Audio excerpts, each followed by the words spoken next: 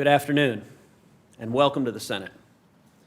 Today is a momentous day to be discussing Venezuela. Today is a day that has the potential to have enormous long-term repercussions. Today, we are witnessing a long overdue reckoning for the Maduro regime. All of us are concerned and are watching the day-to-day developments. We are glad to see opposition leader Leopoldo Lopez freed from captivity. That is something I have long called for. But at the same time, there remains a threat escalating by the minute that Maduro and his thugs will stop at nothing to try to cling to power, and that violent clashes will escalate. The regime should know that the United States will hold them accountable for their conduct in the hours and days to come, for any violence and any atrocities in which they participate.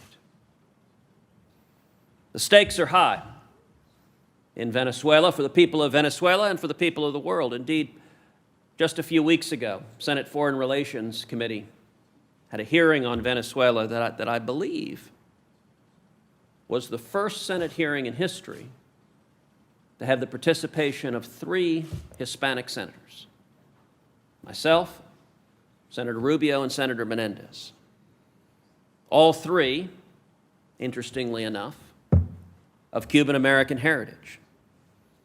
All 3 with families that have seen the oppression, the violence, the poverty, the suffering, the misery that socialism and communism have brought Cuba, have brought Venezuela, and have brought countries throughout the globe. The Maduro regime would not have survived this long and would not have been able to deepen its oppression of the Venezuelan people without the active support of other communist governments, including especially the government of Cuba, who for some time now has engaged in an exchange where Cuba provides thugs to repress the Venezuelan people in exchange for Venezuelan oil. Indeed, it is telling today that Maduro is relying heavily on Cuban thugs rather than the Venezuelan military itself.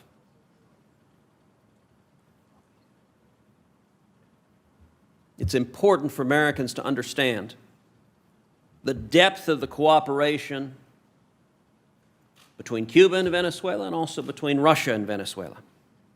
Last year in the Senate Armed Services Committee, I introduced and passed bipartisan legislation that was adopted into the NDAA that required the Defense Intelligence Agency to report on Russian security cooperation with Venezuela, with Cuba, and Nicaragua.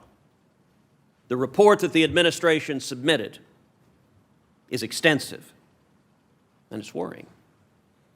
It shows that Russia is building a security infrastructure in our backyard with Cuba, Venezuela, and Nicaragua.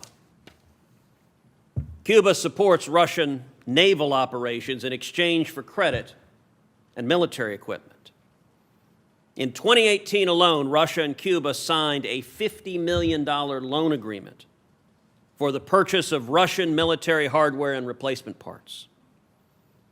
In Nicaragua, President Ortega is committed to strengthening security and defense agreements with Russia. And over the past years, hundreds of Russian troops participated in training with the Nicaraguan army. The strongest security partnership, however, that Russia has within Latin America is that of Venezuela. Russia is the regime's largest arms supplier, with upwards of $11 billion in arms sales over the past 2 decades. Let me repeat that number because it is staggering. Russia has upwards of $11 billion in arms sales to Venezuela over the past 2 decades.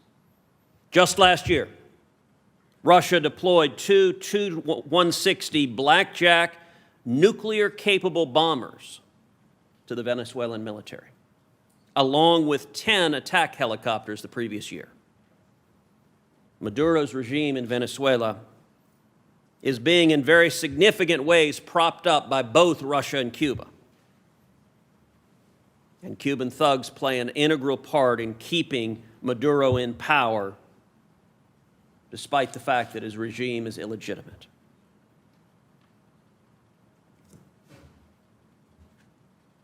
In my view, the critical piece for whether we have a legitimately elected government in Venezuela that responds to the needs and interests of the Venezuelan people, or whether we continue with this illegitimate, oppressive dictatorship that is the Maduro regime, is going to be whether the roughly 3,000 generals in the Venezuelan military make the decision to side with the illegitimate and oppressive regime or to stand with the people of Venezuela.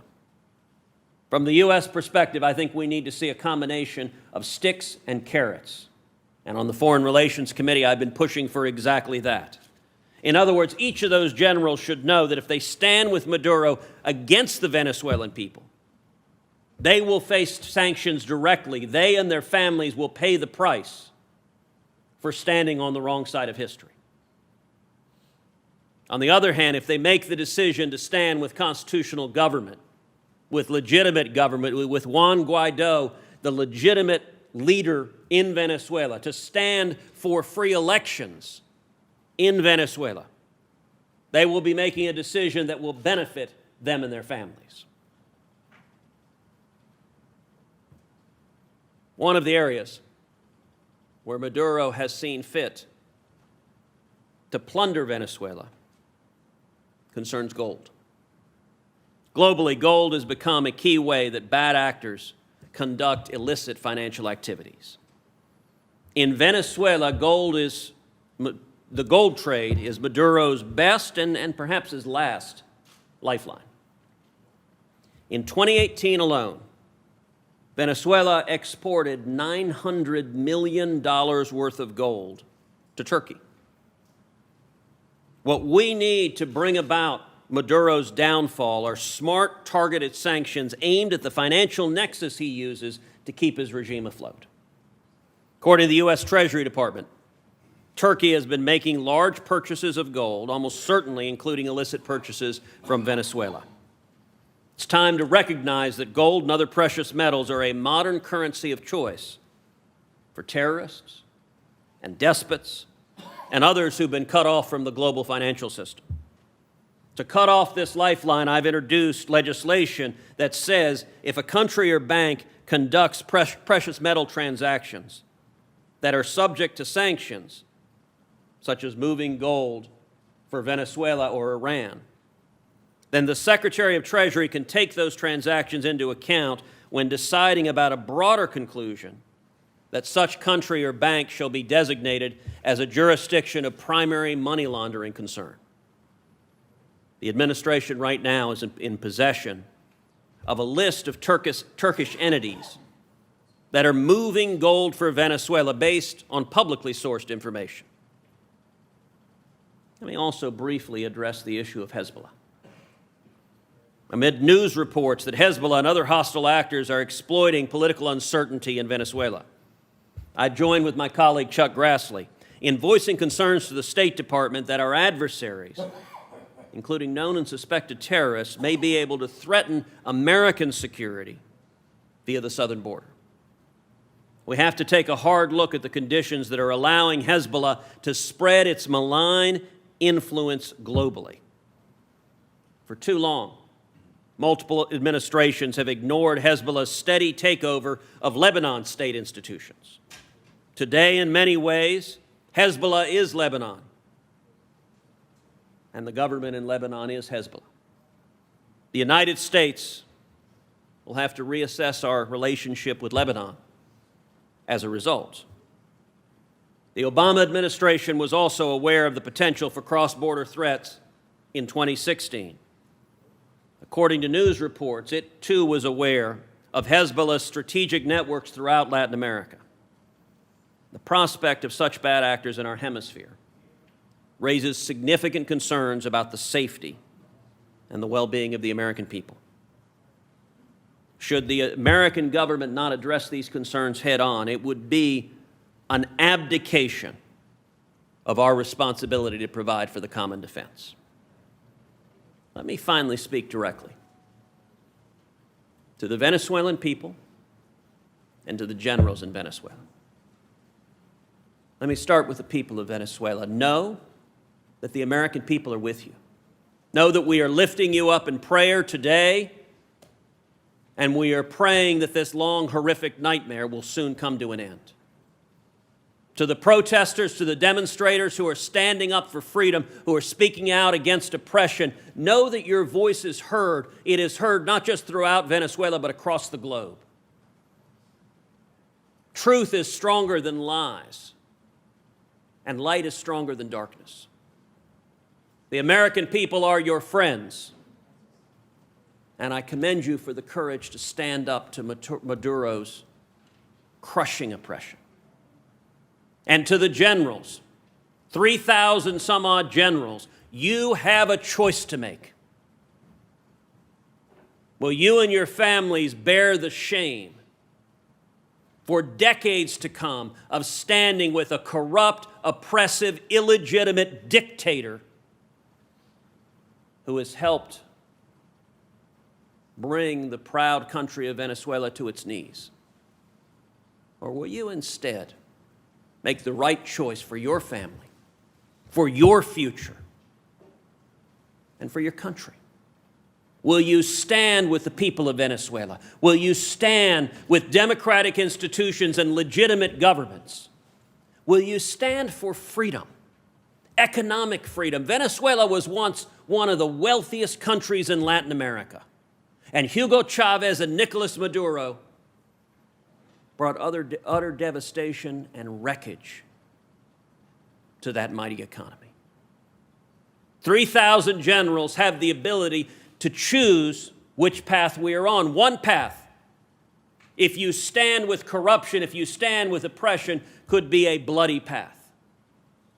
We may see substantially more suffering in the hours and days to come if the generals make the wrong decision.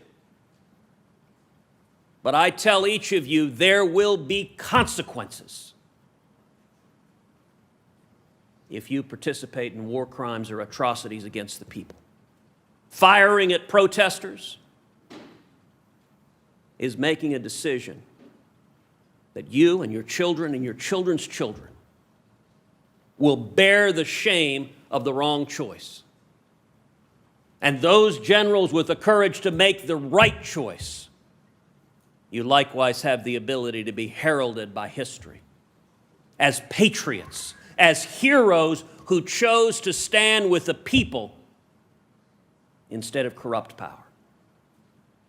This is a moment where change is in the air. And for the sake of the people of Venezuela, for the sake of the people of America, for the sake of the people of the world, I hope and pray that you take the right course. Thank you.